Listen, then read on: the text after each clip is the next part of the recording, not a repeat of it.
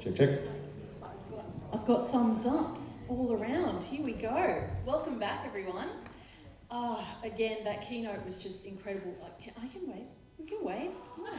I have no idea how many people just don't wave back. It's really sad. That is sad. My pleasure. We're here to wave. It's a good time. All right. So, moving right into our panel for today, which is all going to be about songwriting, the process, collaborating, recording, and that sort of thing. I am joined by some serious heavy hitters in the music industry today, and everyone from kind of different genres too, different backgrounds, different artistry. So we're going to get a lot of different insight, which I think is very exciting. Just a few brief intros before we get started. So first of all, let me introduce AGUM, who's here with us today. If you're after music with rich storytelling and delivery that stops you in your tracks, search no further. AGUM is renowned for her lyrical prowess and soulful vocalisation. She's sung alongside Jessica Malboy, Delta Goodrum and Tones and I, and supported the likes of Cap Carter, Maroki and Bella Taylor-Smith. AGUM has now truly emerged into the spotlight in her own right.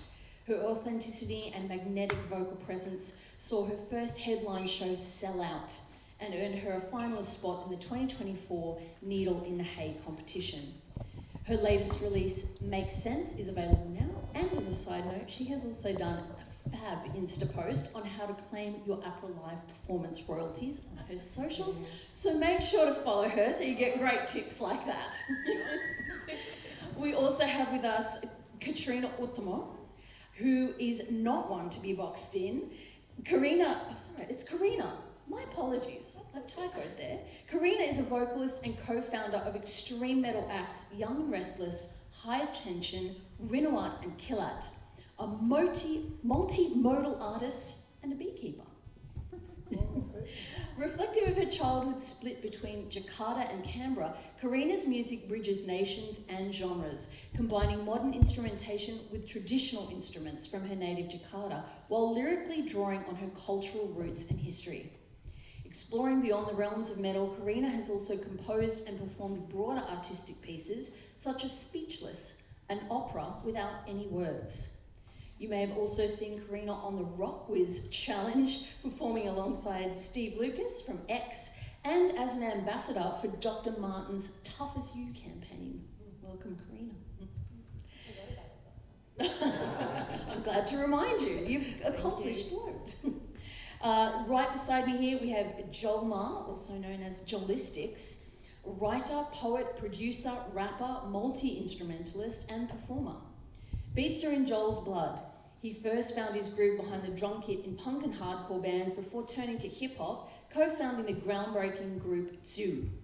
Stepping out solo under his MC moniker Joelistics, he released 2 albums and expanded into ambitious spoken word and cross-art form projects, merging soundscapes and visual images, film, animation, and dance.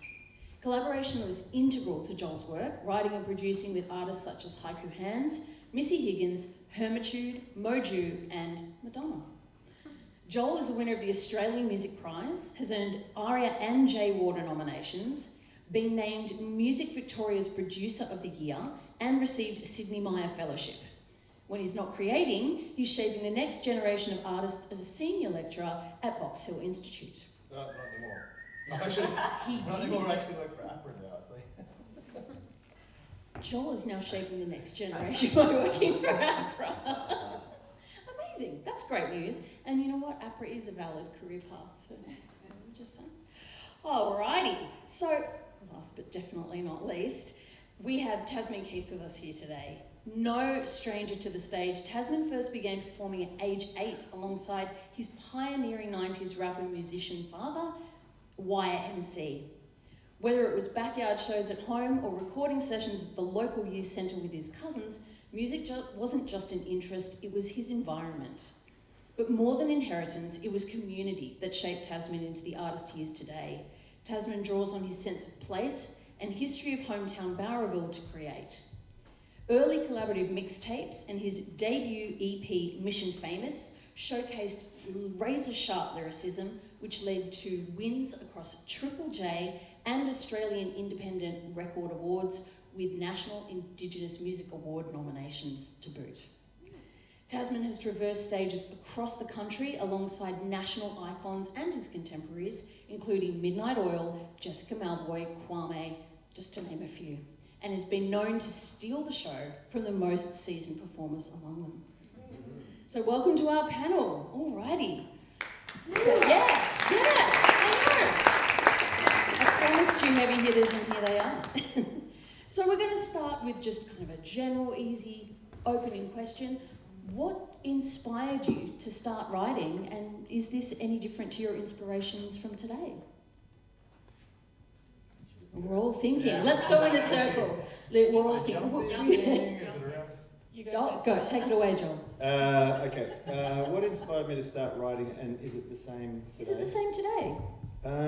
So probably the first thing that I ever wrote and released was a rap spoken word piece for a poetry competition in Balmain, when there was local papers. The local paper, can't remember the name, ran a poetry competition, and I wrote a piece, and I won $1,000, and that was gratifying because it was $1,000 in the late 90s, and it was also, it felt like, first of all, it was a really political piece. It was around the time when One Nation was first sort of making their forays into national racism, and so being of Asian descent, I had a lot to say, and it came out and it won me some money. So in a way, I was bitten with the bug of, I guess, saying something, speaking to culture, reflecting my reality back at the world, which felt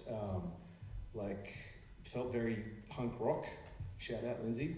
It was the idea of asserting your space and being a participant in the world, and I guess using your voice.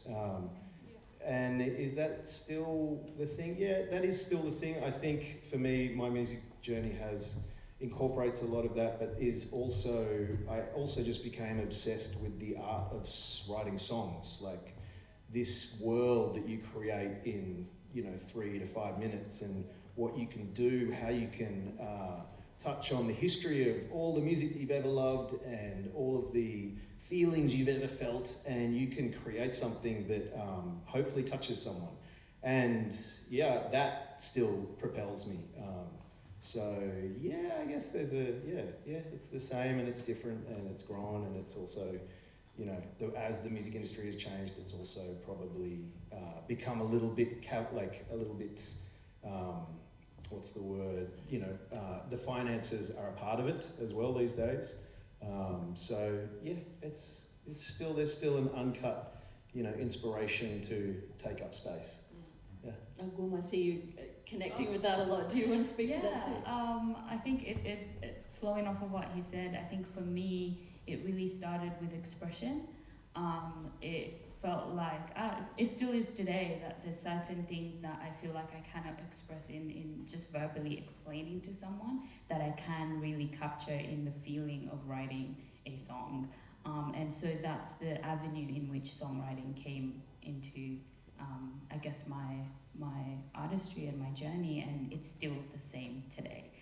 Every time I feel like bogged up with emotion, or like whatever's happening in the world or what I'm feeling, I feel like getting down with a guitar and writing what exactly I'm feeling and want to express. I feel like people listen and understand that way better than I could ever explain in my own words. Yeah, that is a beautiful way of thinking of it. Music does transcend, and kind of, it connects in a different way, doesn't it? Yeah, it's beautiful.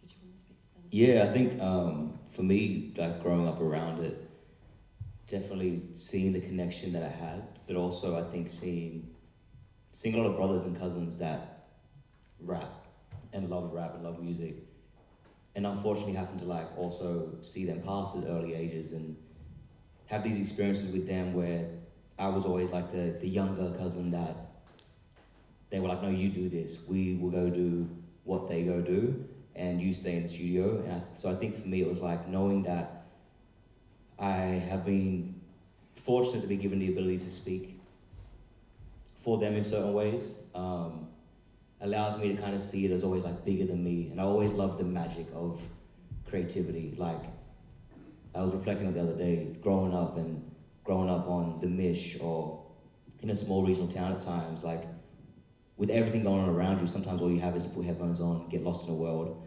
and to be able to make that world for, first of all, my cousins, my uncles, my aunties, and to be able to have it relate to people that don't really know our world, but they can see it through the same emotion that we all fundamentally share as human beings. I always wanted to connect our people further, knowing that we aren't so different. We're in fact very much similar. Our experiences are different. Our emotions are all fundamentally the same. So how can I do that? And at the same time, at 14, 15 years old, the goal was just to be the best rapper in the like studio with my 17-year-old cousins, you know, to write the best verse. So it's always been this fine line of like a competitive nature, just the way I grew up with it, and in love with the connection and the magic of creativity and where that can take you, put you in a different world, or can really zero in on the world that you're already living in and have people experience that. And so I think it's definitely remained the same, and I think, you know, there's things that have been added to it through venturing into the industry and seeing what the industry is versus just doing creativity as a young person, but it fundamentally is still the same thing. Karina, did you want to speak to that as well? Sure. I think I really resonate with what the other panelists are saying, especially, you know, writing as a means to navigate things that are complex, or, you know, having to sort of like direct it somewhere else, or even if it's, you know, sometimes it's a very personal thing, but I have a collaborative practice, so it also feels a little more abstracted, I guess, and that's a really good thing when you have this abstraction of collaboration. It feels a bit more collective and maybe less vulnerable, but simultaneously you can achieve so much more by through collaboration. I think, you know, like thinking about the first time I wrote something as a young person, actually I moved to Australia when I was 7 years old, so I didn't have, you know, didn't speak a word of English, and learnt English for, you know, several months until we we had a day at the public school, so out of the ESL, the English as a Second Language School, and the first exercise was to write a poem, and I was absolutely petrified. Had never done it before. Also, didn't really know how to speak English, and I think it was absolute rubbish. It was, I don't even know, but it was, I think, experimenting with poetry. When I moved back to Indonesia, I was a very diligent student, and because I was like ranked first in my class, my mum asked me what I wanted, and I got an acoustic guitar. So exploring all of the, possibilities of expression with the resources that you have was a really good kind of starting point, I guess, until I moved back to Canberra and I went to my first hardcore show, and that's when I was really mesmerised with the possibility of voice, and also, oh my God, how do you make your voice distort like that? And I think for me, also coming from,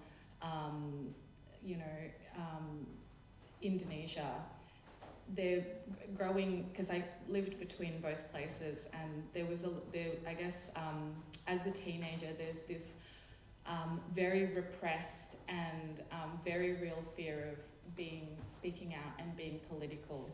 In 1995,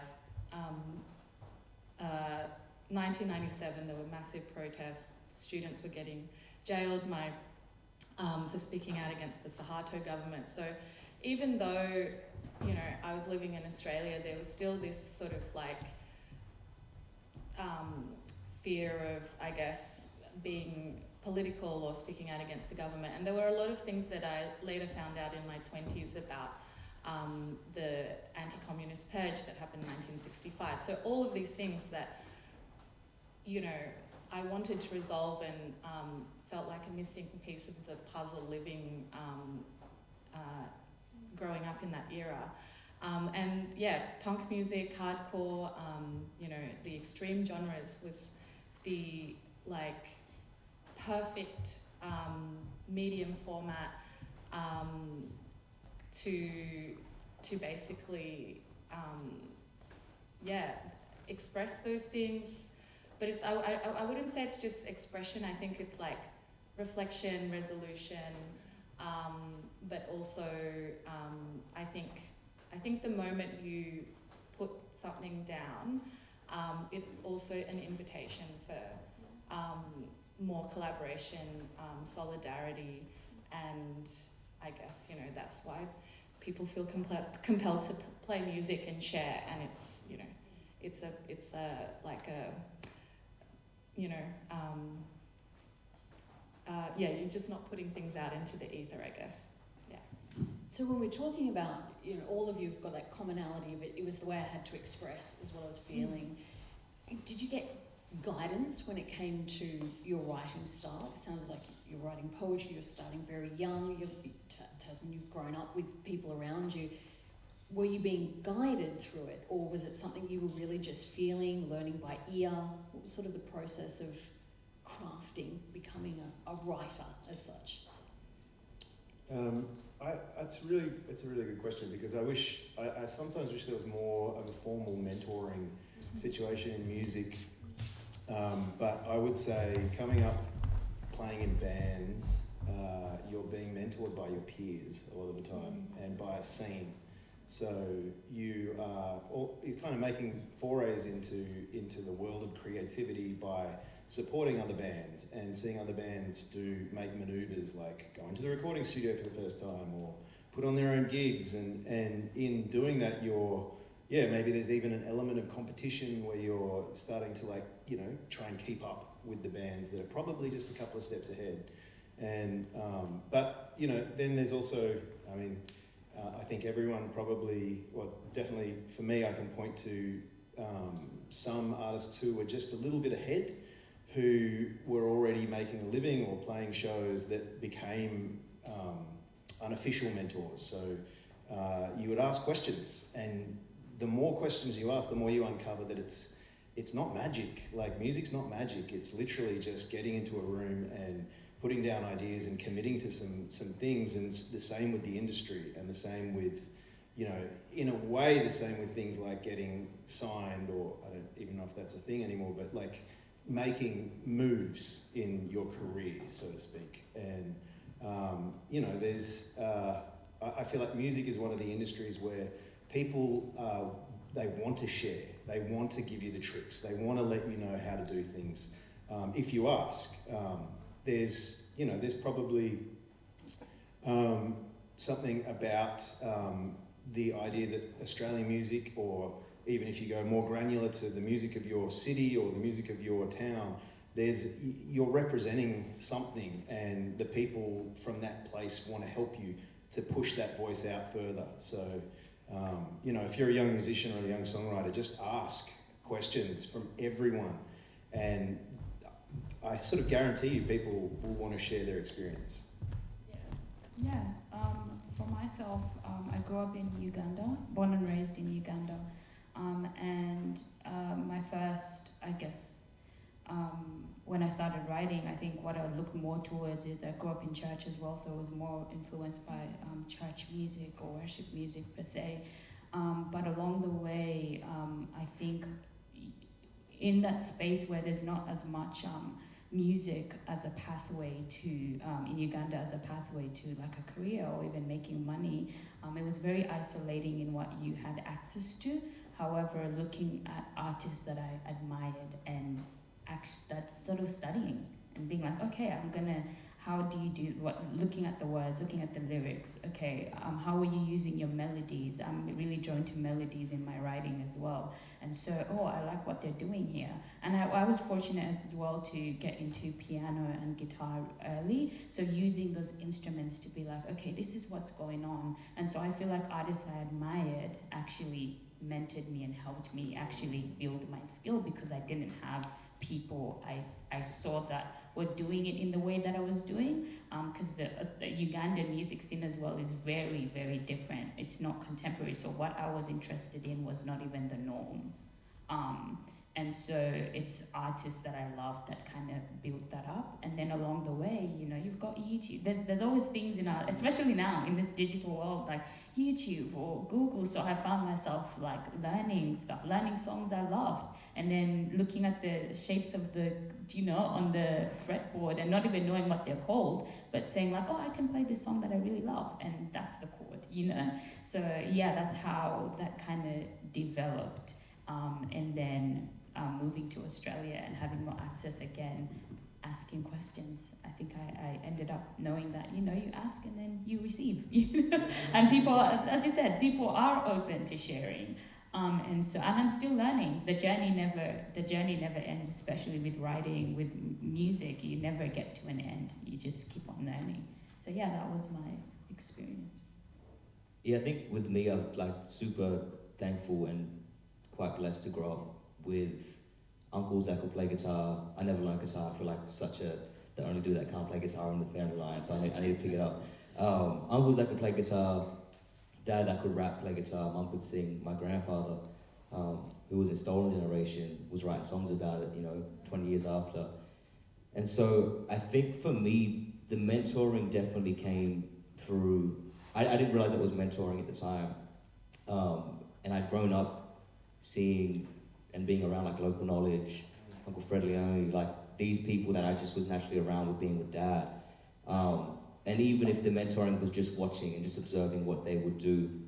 And then I have, big cousins who every day, because we're in a small regional town, there's nothing to do but go to the river or make music. And so we'd go to this little studio with carpet on the walls, the room was tiny, it was like eggshells for the soundproofing. And you've got, 6 teenage boys in there writing rap, sweating so it stunk.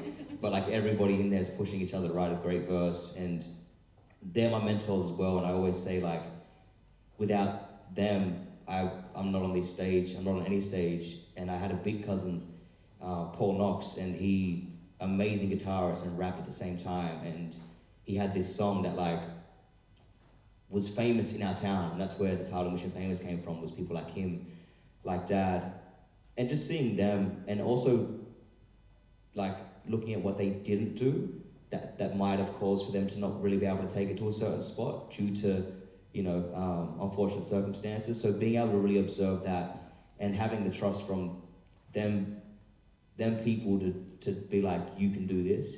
We couldn't do it, but if you do it, that's us doing it. Yeah. And so for me, I didn't necessarily ever look to a mentor in a music space that I didn't really know, but thankfully now I have those people just through natural progression. But for the most part as well, I think, mentoring outside of the songwriting is just as important.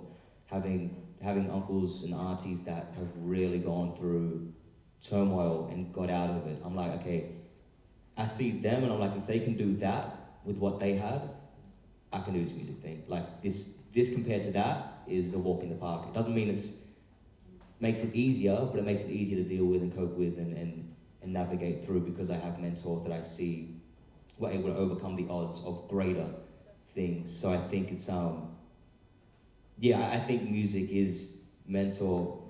I'm thankful now to teach young fellas as well. And I think it's naturally, as an Indigenous man, it's so embedded in our culture just to give to our community. So whether it was through songwriting or just life experiences, I've been very fortunate to have great mentors, yeah. Well, I might stay with you there. You mentioned Mission Famous, and it's named after Barraville's notorious mission. And the title track as well, the song is tethered to a real place. So when that's the case, what comes first for you? The message or the hook, or the images that you want the listener to create in their minds when you're writing? I remember was in the studio and I was just speaking about like Paul Knock's dad, Uncle Dos, cousins that have songs that went viral on the mission. You know what I mean? Like everybody in town knew that song. You step out of town, no one knows the song, but in town, everybody's Bluetoothed it, playing at the river. And so I was speaking to a very dear friend of mine and great collaborator, James Maggie, about it. And I said, oh, it was like, you know, they were mission famous. And it just was like, oh, cool. There's the title. Now what does that mean? And for me, what I wanted to do with that song is there was very much this terminology going around of like, oh, that's mission. But I was like, nah, I want to take pride in where I'm from and really like, I knew that to step out into the industry before I do, you know, lean towards pop or punk or whatever, and I wanted to really cement myself of like, no matter where it goes, people could trace it back and see exactly where I'm from, and that's this place. And I wanted to just represent the mission and have young kids on that same space be able to sing that chorus and take pride in being from that place. So I think it was this holistic thing where it all just fortunately came together through the progression of just growing up there and seeing uncles, little cousins, that I was like, we need something for this area. And it's been amazing because that song is now, you know, been getting rinsed in other missions, and other missions grab onto it. It's like, this is the one. And so I think for me, seeing that as a collective across different missions in the state, I think was, yeah, it was like job done. Yeah, it was a beautiful thing. It's amazing. AGUM as well, Outgrown centres on self-discovery and a cultural transition from Uganda to Australia. So when you're writing something personal, how do you decide what details you keep specific and which ones become more universal? Oh, good question.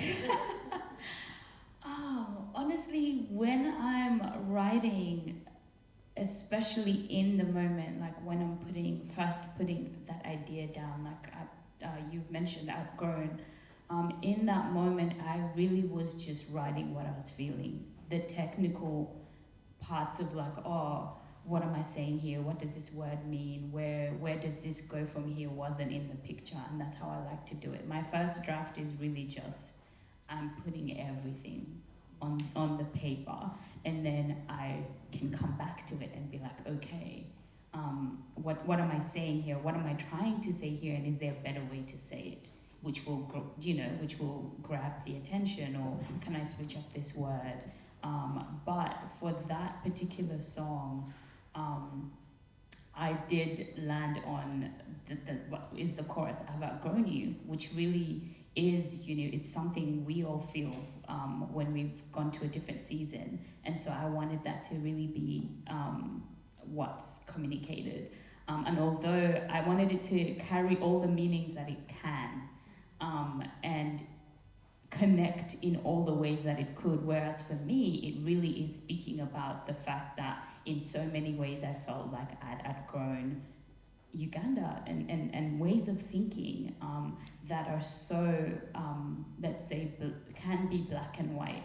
And being here, I've become someone different, and there's certain things I've outgrown from there. And I've not outgrown the place, because that will always be home to me. And so it's not that, but it's more certain patterns of thinking, which can be limiting, and which in a sense, I wouldn't be doing what I'm doing if I was there. And if I hadn't broken and outgrown those patterns. So for me, that's where the meaning is. But then, again, it could mean walking away from a relationship.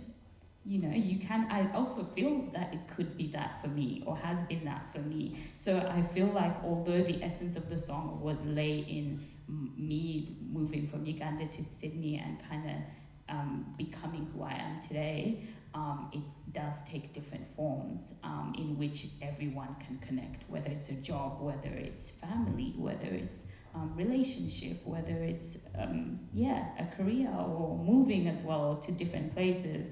And so once that came, I've outgrown you, I was like, oh, I can really build on this. So that was really the center of the song. But in the moment when I was writing it, I didn't quite comprehend how how central that would be to the whole picture.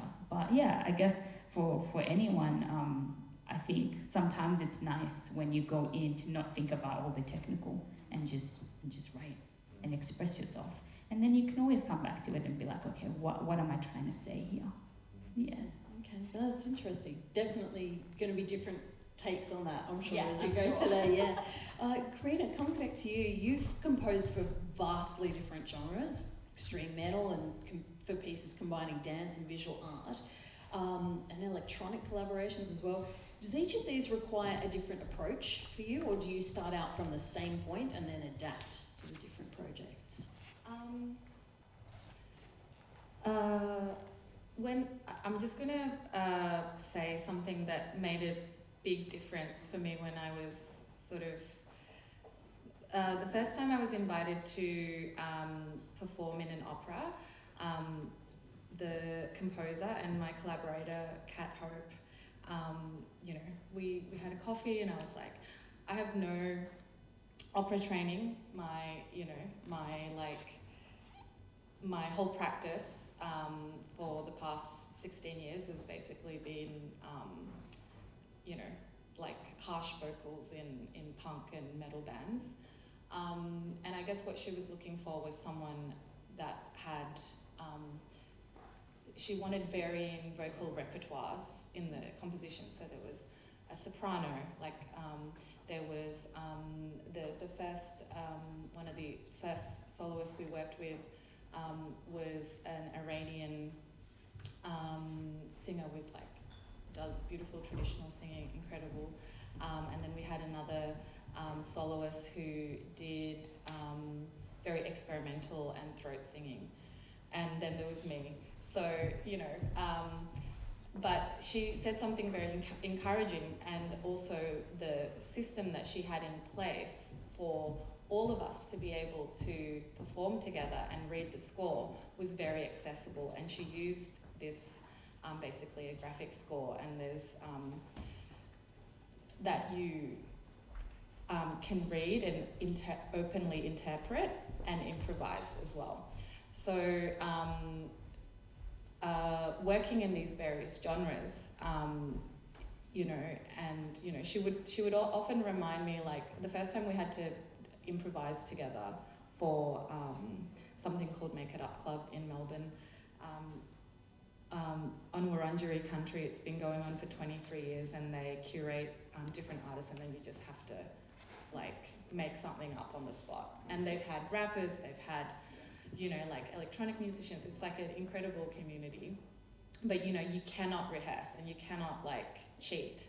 So so that world of improvisation, the first time I did it was very scary, and I remember Kat was encouraging me, and she was like, you shouldn't stress about it. It's like, what do you do when you like jam, you know, with your band? Like, that's improvising. So so I think you don't have to. It's not like you have to learn new skills in order to you know, participate and contribute in different genres. It's just like anything else, any collaboration, any relationship where do we understand each other? Do we trust each other? What are we going to contribute? How are we going to do this? And you know, Lindsay was talking about like, I wish I, you know, learned sound. Like, I do wish that. But you know, like you make do with the resources and the skills that you have, but you also work with people that trust that you know what you're doing, or even more, that you like the like elemental aspect will create something else, a new energy. So that's what I enjoy so much about collaboration, is because there's so many ways to do something, and you know, sometimes you know you have your own systems, but it's so exciting to learn other systems, and you know. Can I speak to that? I reckon one of the key things in that I really relate to is like relinquishing control and letting whatever the collaboration is going to be, especially with people you haven't worked with before, is it's a process of almost like getting out of the way of yourself and what your expectation is and just letting it become that third energy or something. That is the most addictive thing about collaboration for me.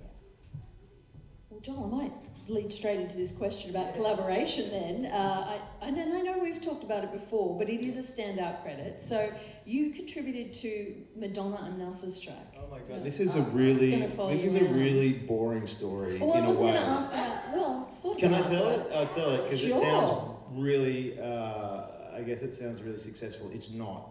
I just want to like dispel any expectations. So in 2013, I think it was, around then, 2012, 2013, I used to do a lot of co-writes with a lot of different people, and we would sit in a room and we would like come up with chord progressions and maybe hooks, and sometimes we try and like pass those ideas on to singers or to bands and say, hey, maybe you want to build on this idea. Anyway, I did just a random co-write with a really good friend of mine named Dustin McLean.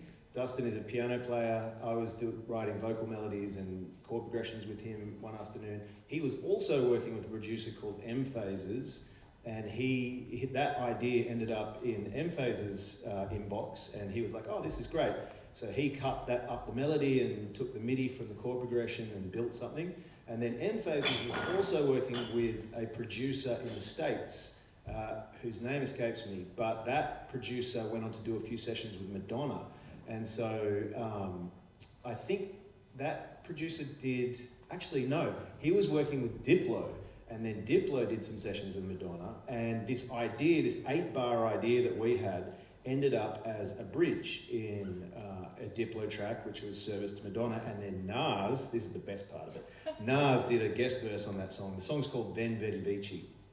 Anyway, the way the American system works is that it's very easy for co-writers to not get credited unless someone goes into bat for you. And it just so happened that M Phases, who was kind of making some pretty big moves with a lot of artists, was like, hey, I'm going to make sure that these two guys, Dustin and Joel, get some accreditation to this. So we got 0.4% on a Madonna song, which is still something. I think $250 something. No, it wasn't a very like lucrative thing, but it was cool. We've got a co-write with Madonna via 5 hands of passing on that information. So it is the least satisfying creative collaboration that I've done, but it's with an artist, and my father-in-law knows who that is, so that's worth something. Excellent. Well, let's bring it back home. Yeah. You also produced Moju's Aria-winning Native Tongue. So in that sort of scenario, what does collaboration mean to you as a producer? Is it emotional coaching, sonic architecture, co-authorship of the writing itself? Yeah. And what should they be looking for in a creative partner? Is it someone who challenges your writing or someone who amplifies what you already do best? First of all, I reckon there's no clear answer for every artist. Every artist is a complete world unto themselves, and I think the first job for me as a producer is to kind of understand what kind of aesthetic and where is the music coming from? Is it physical or is it mental? Is it something that has a really strong sense of itself, or is it very explorative and it discovers itself through the process?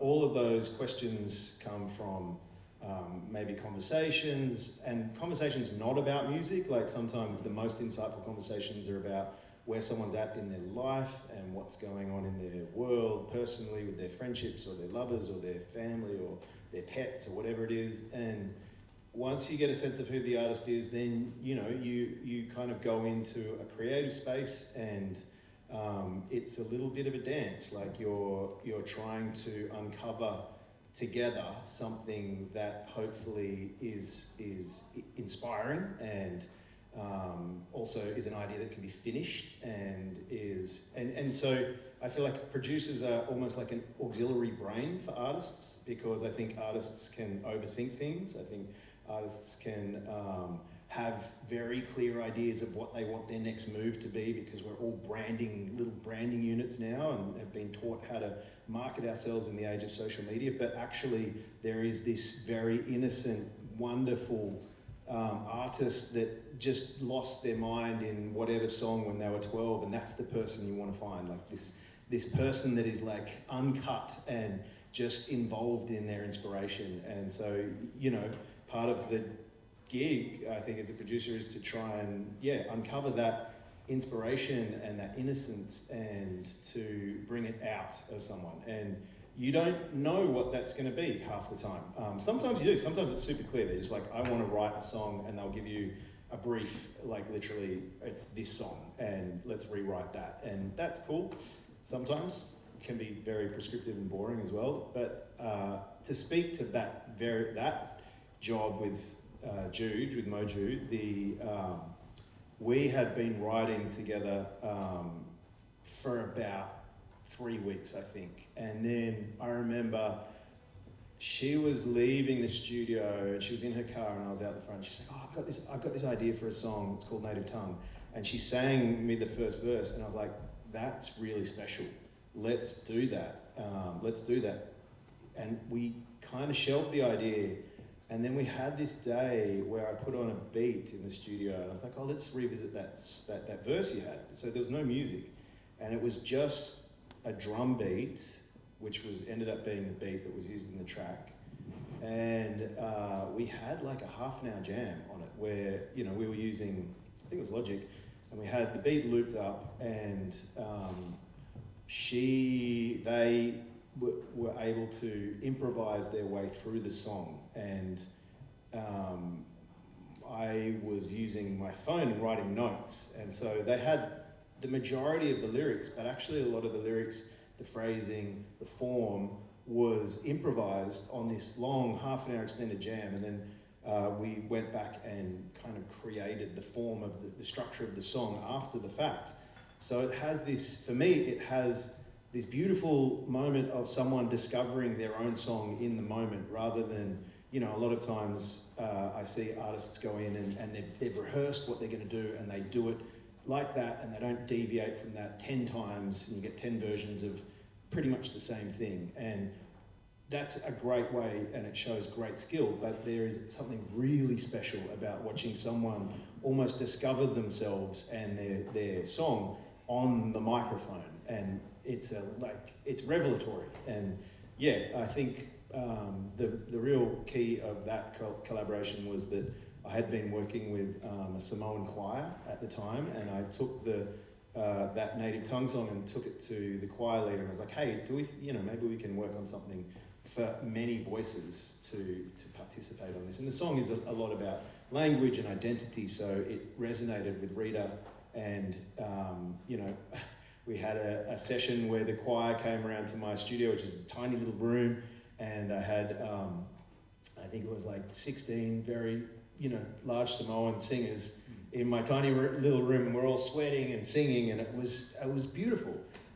So it was very much a song that opened up over time and became itself the more we worked on it. And I think everyone felt a sort of care for it, and that's really important as well. As a producer, you're trying to bring a sense of care to a project and help the artist understand that if you hit a block or you hit an obstacle, there's 1,000 million ways you can move around that blockage to find something beautiful. So, yeah. And that was a really special. It's a very special track. Yeah, absolutely. Yeah. Tasman, collaboration. I'm guessing you're going to have loads of insight into this area because you've got over 70 works registered with APRA, but only 10 are solo written by you. Every other one is a collaboration of some sort, which is incredible. So clearly co-writing gives life to your music. Can you enlighten us a bit as to why it's such an integral part of your process? I don't even know, to be honest. I think it's just naturally what happens. I think I just find myself in opportunities, in rooms with people that I've prepared for. Like for say the Midnight Oil track, the way that came along was they reached out and You know, I've always known that I wanted to take it to a certain spot, but I never thought that I'd get asked to jump on a Midnight Oil song in my wildest dreams. I just never put two and two together. But I think for me, it's being prepared. So for that session, they had brought me in and showed me the album they were working on, and they wanted me on one song, and it didn't move me. I didn't feel the need to write anything to it. It was a great song, but it just wasn't for me. They had this other one that was finished, and I was like, if you guys make me a verse on that, like 16 bars, I'll write it right now. And because that was the one, I was like, no, this is the one, let me write it. And they're like, okay, cool. And they left me there 40 minutes, did the verse, done. I love that you're like, nah, not that Yeah, no, it's this one. Give me that one. Let me tell you. But so I think with collaboration, it's just like, I've always prided myself on being prepared. And I think that comes from a sporting background. And growing up, you know, rugby league was what I was going to do if I wasn't doing music. And so I trained constantly. And so I treat songwriting similar. Like I before I go into an album session or with The Colour Undone, before I made that album, I knew I had a month leading into it. So every day I would write. I'd do freehand writing. I would just write verses to practice writing verses, knowing they weren't for the album, or they might be, but just so I could be prepared for when that thing does come out that Joel was saying, you know how to access it. I think that's important as well. And so I feel the reason that, you know, collaboration is so important, especially with what I speak about and sing about, I do like to bring other people in to have it be quite accessible. Not that I can't do that on my own, but I feel like having somebody in there that doesn't know my story or hasn't been to the place that I'm from, if I can portray that emotion to them and they get it, I know that the listener from wherever is going to get it. And there's also just things that I can't do. Like I grew up, I didn't have music class in year 11 and 12. My school was 4 people.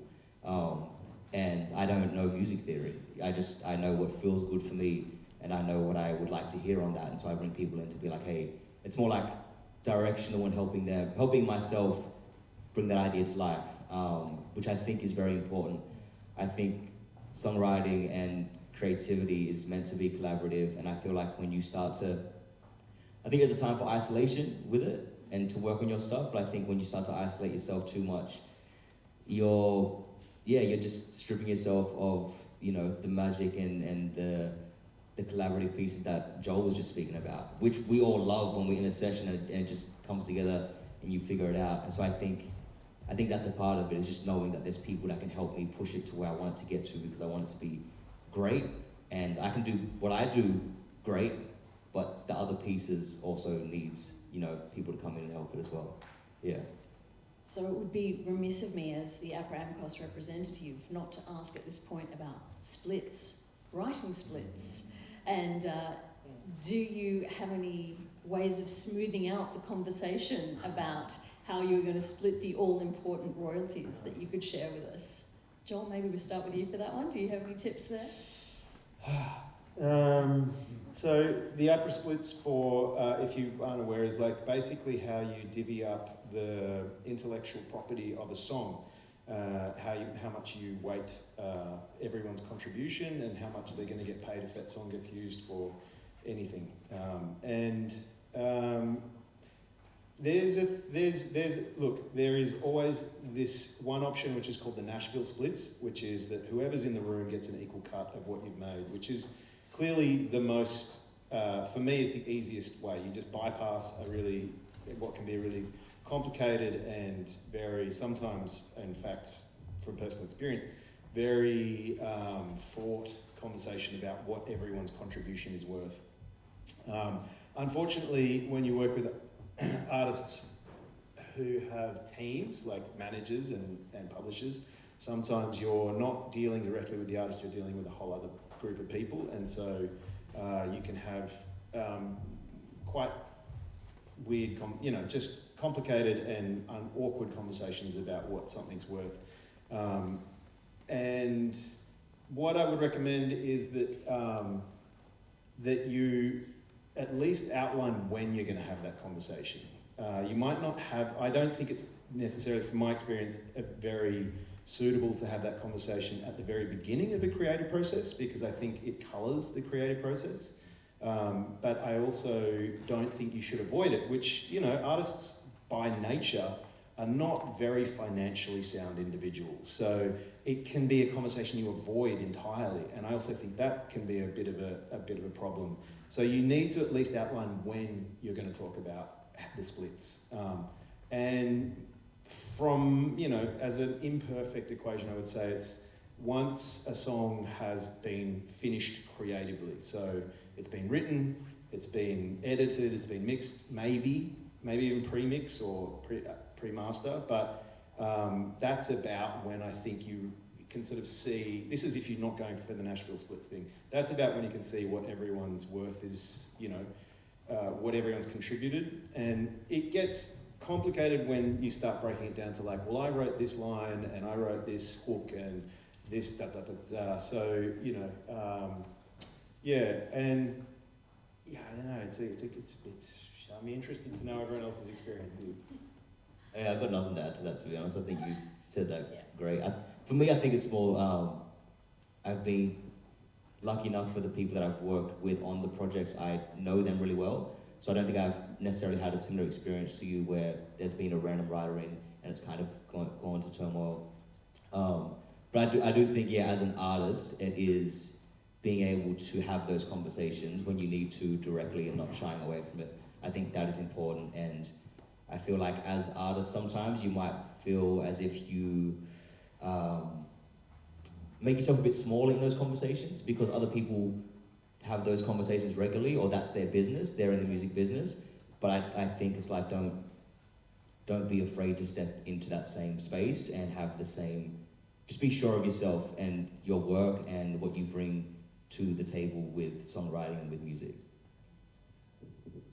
Sorry, I've got to add to this because I think this is a really, the conversation changes when there's money on the table. That's the reality of this. Like one experience that's really insightful for me is having written with a group and a song going viral.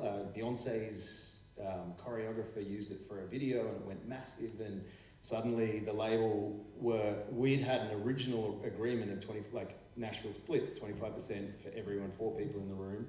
And then as soon as the song kind of blew up, their lawyer got in touch with me, not the band. The band were almost like, wow, we didn't know that was happening. And yeah, so it became, and I had to hire a lawyer and it became a very fraught situation. So that wouldn't have gone that way if there wasn't suddenly, you know, quite a lot of interest and potential income from that piece of work. So I think if we'd have signed off on it, and we sort of had, anyway, long story, it is grubby sometimes. And like Taz said, like back yourself and keep fighting for what your contribution has been if you are ever in that situation. Get it in writing. Yes. Yeah, email is generally a contract, is like a legally binding contract if you've got an agreement between 2 parties. And even ask questions, right? It goes back to the mentoring thing. Like ask if there's people that you have, or there's, you know, an artist like us and we pull up, and if you have questions about these things, ask, because a lot of artists don't want to see other artists go through those things at all. And it is worth pointing out, artists are probably not the ones who are going to be at the end of that conversation. Like if there's a label and managers and whatnot, and labels and managers and lawyers are very different in temperament and desire than artists, you know, reality. I think another thing to add, which you guys have all beautifully said, but in my experience with my producer, who I know really well, his name is Solo, and he's come alongside me to help me build, yeah? And for him, and really early on, even with the conversations, he was kind of like, nah, you know, like, it's all right. Like, he wasn't leaning any other way. But I think as an artist, in those situations, it's important to know that we all have, he's taken time and money and invested in his skill. And although he's okay with me taking 100, I'm not going to let him take 100. You know, we're going to equally split it. That's for me personally, but I think it also goes down to, like, what are you valuing? You've also taken your time. You've spent money. They're spending time mixing, producing. Like, it's only fair that we make sure that we are actually making sure that even the people who are okay with you getting 100 because they want to see you win, that you actually, for me, I've had to say, you know what, no, we're doing it equal. We're getting 50-50 because you've invested way more than I have. You're actually helping me build, And so I think that's an important thing, that even when it's okay and those conversations are all right, it's only fair. Yeah. It's only fair to do that. I agree. I think you need to establish, what's fair at the beginning. I also think when you sort of make that clear at the start, then it also is a blueprint for everybody else to know what their role is, because I think what can make it difficult is to work it out after the fact, because then people have different ideas of like, oh, well, I thought I was doing, I've always operated with the equal split thing, but obviously like there's certain projects where someone might think, it should be, a majority split and there's equally split between the balance or something like that. But I think that needs to be established at the start, so everybody knows when they're coming to make the project happen, their part, and there's no surprises. There's also the kind of like, if you're writing lyrics and singing, there's also this, I don't know, I've heard that like, oh no, technically the person that writes and sings gets most of the royalty or something like that, or a little bit more than the musicians, and I just call bullshit on that. Only if you're in a band, for example, or if you've got, and it also is dependent, like this is me personally, it's dependent on how you write music. I'm reliant on, I'm responding to what my collaborators are doing. So if they weren't there with me rehearsing, then I wouldn't have written what I wrote. And it could be vice versa as well, but yeah, you all need each other. And it does make it so much easier administratively to calculate to do the even split. But I think if you establish it at the beginning, I think you just save that kind of drama, right? Like, of any sort of interpersonal awkwardness of like, I contributed more, blah, blah, blah. I don't know. Yeah, and I think I'll add as well, like, if you can, like say there's a session where it's me, one producer, and it's a natural split with 50-50. If you ever want to, I've done this once or twice, is I'll give the producer 50, I'll take 45 and give my mum or dad 5%. Just, just in case it goes. So yeah, so they very go, nice of you. hey, they gave birth here, give them a split, you're not writing songs without them, so if you can. The other thing worth pointing out is that it's different for bands than individual artists. And I think, hands up if you're in a band here? Yeah. So everyone should be in a band once in their life. It is going to teach you more about human beings than a lot of other things. And if you're in a band, I will totally recommend having Nashville splits for all of your projects, because having that camaraderie and that sense of sharing the, maybe someone in that band doesn't contribute to the writing, but they're contributing to the energy and to lifting the amps and to, taking the wins and taking the losses. Not the bass player. No, I love bass players. The bass players is like, Bass players. I'm in a band without a bass player at the moment. Oh, right, yeah. But, we do have a fourth member. All roles, though, all roles. Like, look, Motown had a professional tambourine player, and that person did an amazing job on a lot of tracks. And I hope they got writing credits for some of them. But if you're a solo artist, hands up if there's any solo artists in the room. Anyone doing? Yeah. So that's a different thing, because you're carrying everything, and that means that you need to go into bat for a different, sometimes with a different sense of what your outlay is, what the costs that you're spending, the time you're spending, what you're building by yourself, which is a lot more of a mental load and financial load. So I think, there is a difference in how splits get done accordingly. Well, clearly we could keep talking about this for a lot longer, but unfortunately, I do have to leave it there. Thank you so much. Yeah, that's it. That was I told them we'd go quickly. Thank you all so much for your attention. Joel, AGUM, Tasman and Karina, thank you so much for your time. It is lunchtime, so please enjoy, have a break, stretch your legs, and the workshops are after lunch. Check the back of your lanyard to see whose workshop you're in first up. Thanks so much, everybody.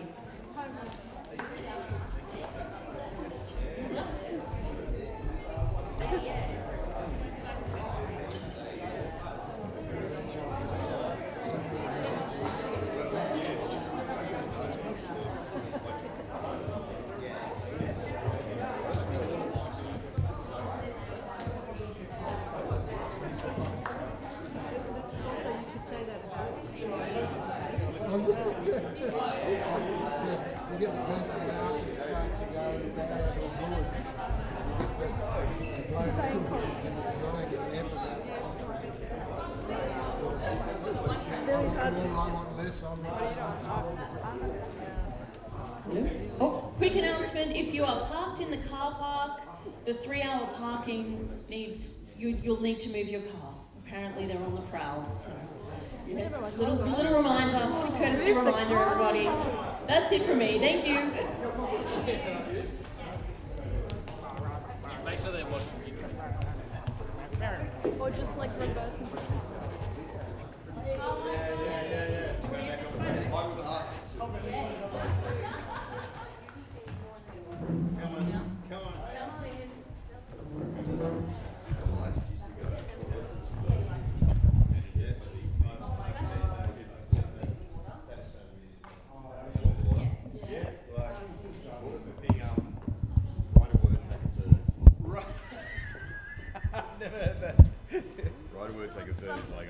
Stage management. The American songwriting situation is they have broken it down for very specific things. Yeah. 3, 2, 1 from me. It's a silent shut up. Look at this. Paparazzi, yeah. Yeah. Nice. Big and Bega. Getting bigger and bigger. Thank you. Can I pop in on one too? Yeah. I'll be this one here. Hey. Awesome.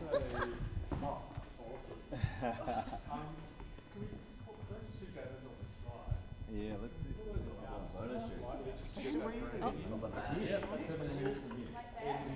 maybe just in a little bit. As a video? Sort of in. Where is staying in Birmingham? Sweet. Okay. Absolutely not in my short slip.